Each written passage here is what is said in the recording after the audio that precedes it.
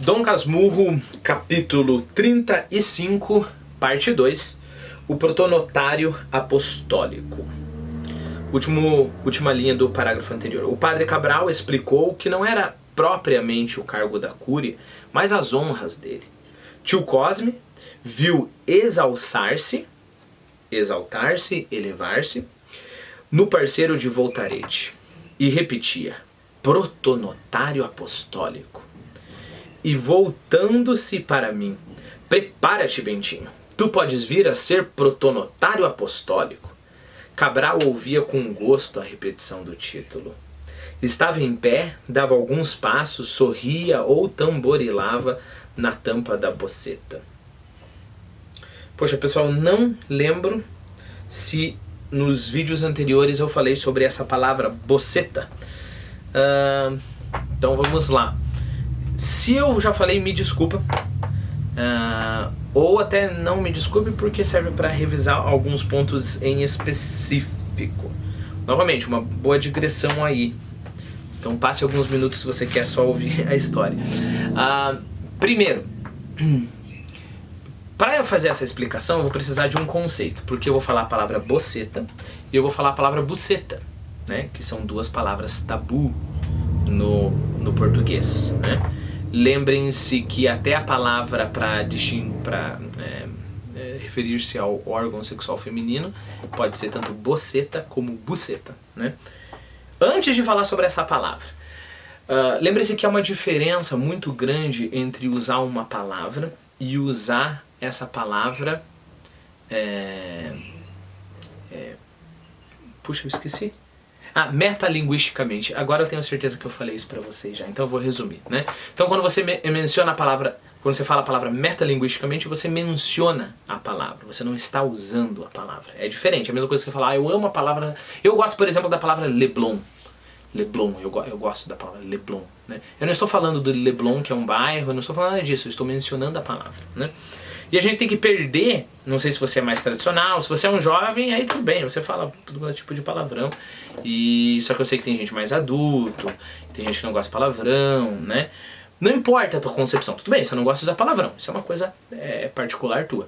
Mas você tem que perder esse tipo de pudor quando você está falando sobre as palavras, né?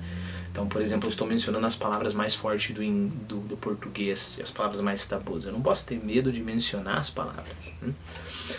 Bom, lembrem-se, boceta, eu tenho quase certeza que eu falei, é basicamente uma caixinha. Eu acho que eu falei quando a gente falou sobre a boceta de Pandora. O que é a boceta de Pandora? A boceta de Pandora é aquela caixinha cheia das maldições. Quando a Pandora abriu, trouxe todas as maldições para a Terra, mais ou menos o que a Eva fez quando comeu lá da maçã, né? E buceta é só uma variação disso, e aí depois, por causa da história de caixinha, você coloca coisa, etc. A gente tem a analogia com o órgão feminino. Voltando. O tamanho do título... Não, estava em pé, dava alguns passos, sorria ou tamborilava na tampa da boceta. O tamanho do título como que lhe dobrava a magnificência, posto que para ligá-lo ao nome era demasiado comprido. Esta segunda reflexão, o fato de ser comprido, dizer protonotário apostólico Cabral, foi tio Cosme que a fez. Padre Cabral acudiu que não era preciso dizê-lo todo, bastava que lhe chamasse de protonotário Cabral. Subentendia-se o apostólico. Protonotário Cabral. Sim, tem razão, protonotário Cabral. Mas, senhor protonotário, acudiu prima Justina para se ir acostumando ao uso do título. Isso o obriga a ir a Roma? Não, dona Justina. Não, são só as honras, observou minha mãe. Agora não impede, disse Cabral, que continuava a refletir. Não impede que nos casos de maior formalidade, atos públicos, cartas de cerimônia, etc., se empregue o título inteiro. Então ele já nem está pensando em ir Roma ou não, ele ainda está pensando se é melhor usar só um ou os dois, protonotário e apostólico. No uso comum basta protonotário.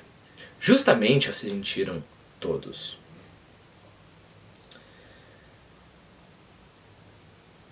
José Dias, que entrou pouco depois de mim, aplaudiu a distinção e concordou.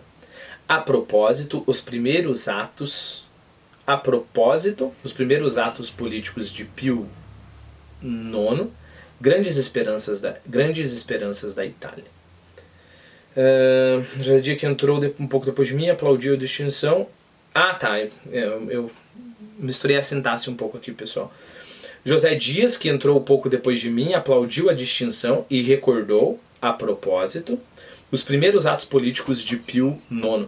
Pio IX foi o Papa, foi o Papa de 1846 a 1878. Lembre-se que nós estamos em 1857, então esse padre já está ali há 11 anos e vai continuar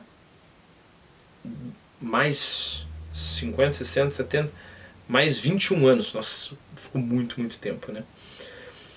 Mas ninguém pegou do assunto. Então o Dias Gomes quis mostrar que entendia do Papa, mas ninguém foi para aquele lado.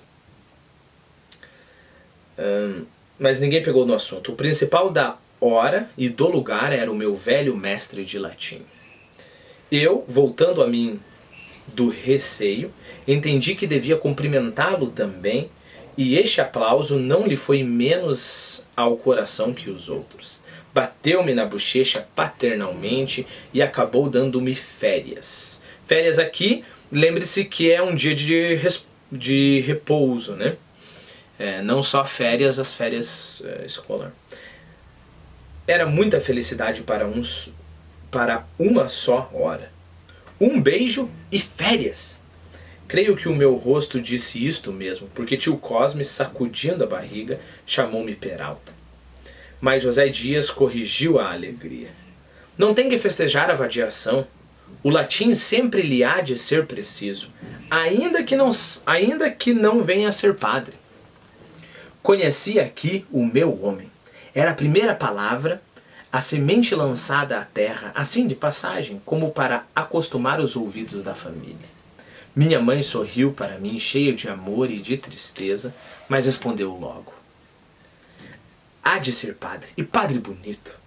Não esqueça, mana Glória, e protonotário também, protonotário apostólico, protonotário Santiago, acentuou Cabral.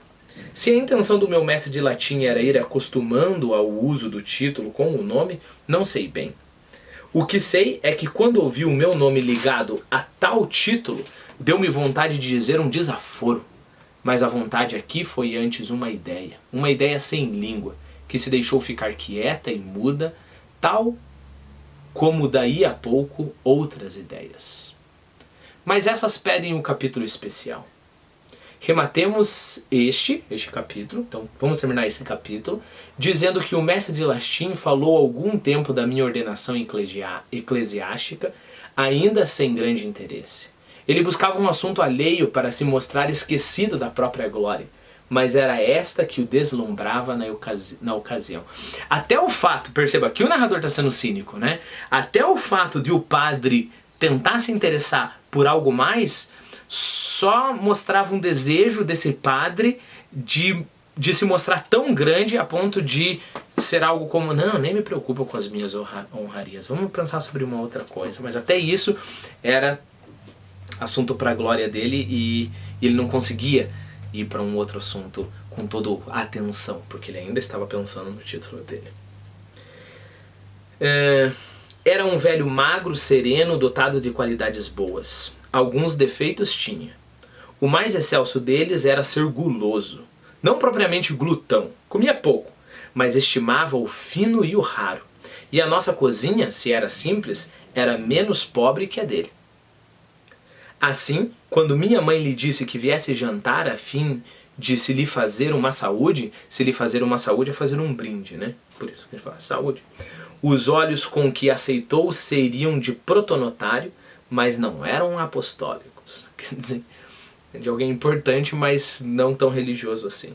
E para agradar a minha mãe, novamente pegou em mim, descrevendo o meu futuro eclesiástico, e queria saber se ia para o seminário agora, no ano próximo, e oferecia-se a falar ao senhor bispo, tudo marchetado do protonotário protonotário Santiago.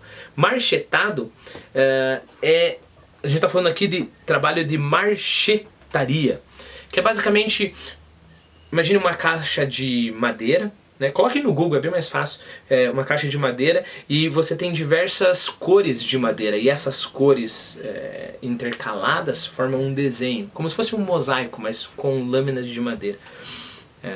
Então ele estava lá elogiando e falando sobre o futuro do Santiago e enfeitando aquilo, sempre chamando o Bentinho de protonotário Santiago.